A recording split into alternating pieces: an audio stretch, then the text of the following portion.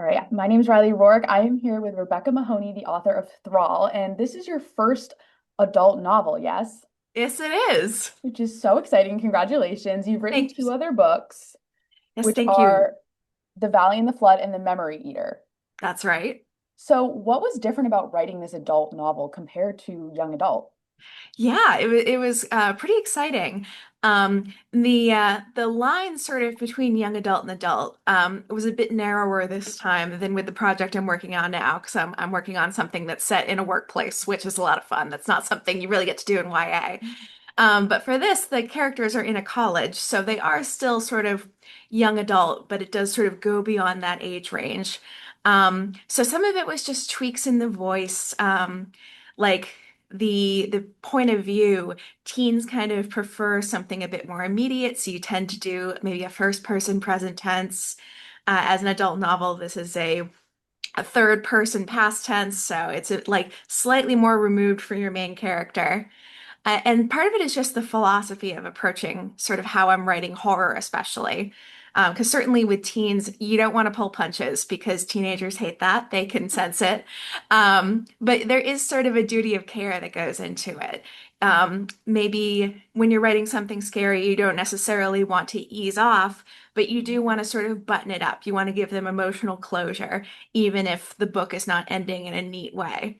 Whereas for an adult book, you can be a little bit more messy. You can give your audience a little bit more of rope to sort of explore those dark places. And you can leave off on a bit more of an open note, which I had a lot of fun with. Yeah, it's really fun, and I'm a big horror fan. My friends and I have a horror book club. I love that. Yes. And I really loved that there was this almost like other presence. Like as I was reading it, I was like, oh, like there's definitely like something almost hanging over my head. Like as I'm reading this, like I'm scared. I And love to hear that. yeah. So, what inspired you to write a vampire horror novel? It was really sort of something that came out of looking back on the vampire stories that I grew up with. I was, of course, a big Buffy girl as a teenager, but also sort of started on, stuff as broad as Salem's Lot by Stephen King, and then also the OG himself, Dracula. And I really wanted to get back to what was originally scary to me about vampires, because vampires definitely had a stint of being the romantic heroes of the story, Yeah. which I do not look down on at all. But I thought to myself, like, how do I get back to what first scared me? And it was sort of that Lucy Westenra and Dracula story Yeah. where she's sort of the cannon fodder character. She's attacked fairly early on, and she's sort of there to demonstrate the threat.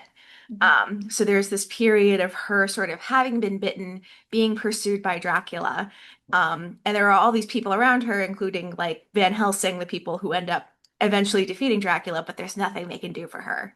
Like she's just sort of marked for death. So I wanted to sort of dig into that time period and say, what if I had this character who got the opportunity to try to get her agency back and to save herself? And Thrall kind of spun out from there.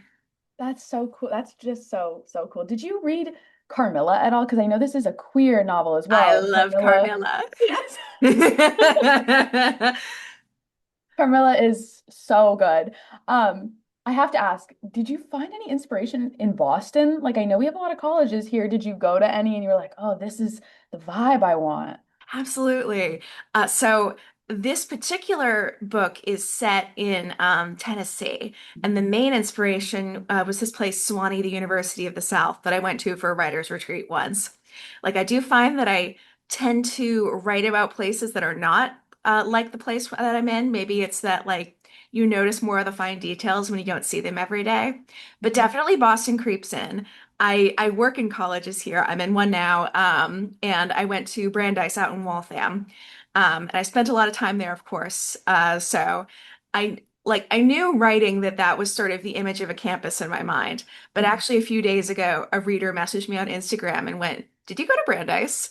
Because she recognized something in the book that was exactly like the campus. So clearly the Boston creeps in, uh, regardless of whether or not I mean it to. Yeah. But I do want to write about something set here one of these Yeah. days soon. I would love to read that. I mean, I'm from Maine, and the number one novel that I'm always like analyzing is The Cruel Prince. I don't know if you read it. I love the Holly Black's a genius. Yes, but there's a scene in South Portland where she's talking about the Maine Mall, and I was like, oh my God. I was like, why? It's right. I'm shocked. Like, because people do notice, and especially if you live in that area, you're gonna be like, oh, that's not exactly what it looks like. Like, Right.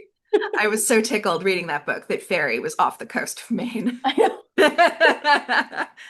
So when Lucy gets turned into a vampire at this college party, it's very reminiscent and like mirrors the ongoing like spiked drink problem. Is that a purposeful parallel? Yeah, it was Yeah. like, it was not sort of what I set out to do in the original seed of the idea, but it was something that developed so quickly because, like I said, vampires had sort of, they have this presence in the paranormal romance, sort of romantic hero area because that bite is so like erotic, it's so Yeah. sexual.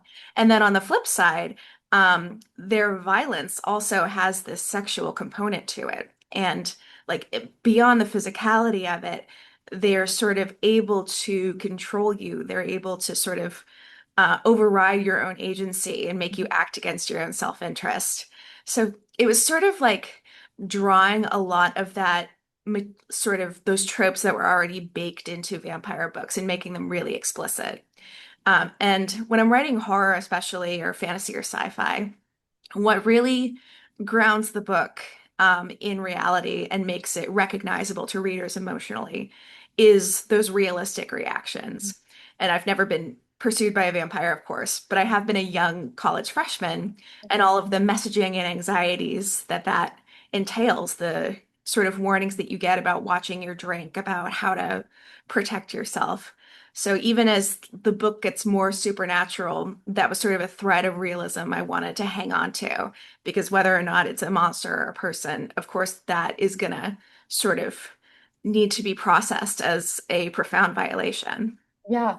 And it really does make you as the reader feel like that you can relate to Lucy. And also it amplifies that scariness because it's like if you're a woman or someone who's gone through this, you know that feeling. You're like, oh God, like so really Absolutely. phenomenal job. Thank you. And my final question is actually the use of the radio station, like these little blurbs from the radio station and how it moves the story forward. I loved that. It really broke everything up. So why did you include that? Like why the radio station? Absolutely. Yeah, that was sort of a shout out to some of my roots in podcasting. I used to write on this sort of radio drama on Apple Podcasts called The Bridge that was sort of a sea monster horror story.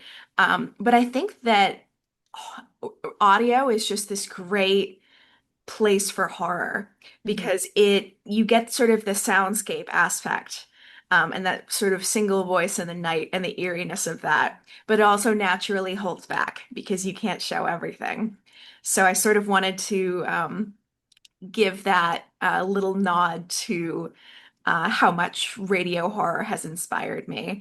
And actually, I got a note from somebody I spoke to who was a campus radio producer, and Yeah. he said I got it very well. So I'm very relieved about that because I am just an appreciator and observer for the most part.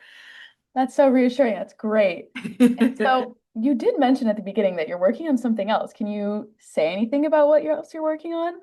I can't say too much, but I think that if people enjoyed Severance, it will be right up their alley. Ooh, that's such a good hint. Is there anything you'd like to add that you don't think I covered? Ooh, yeah, I don't think so. Okay. That's great. Awesome. Then thank you so much for joining me. This was so great. Thank you so much for having me.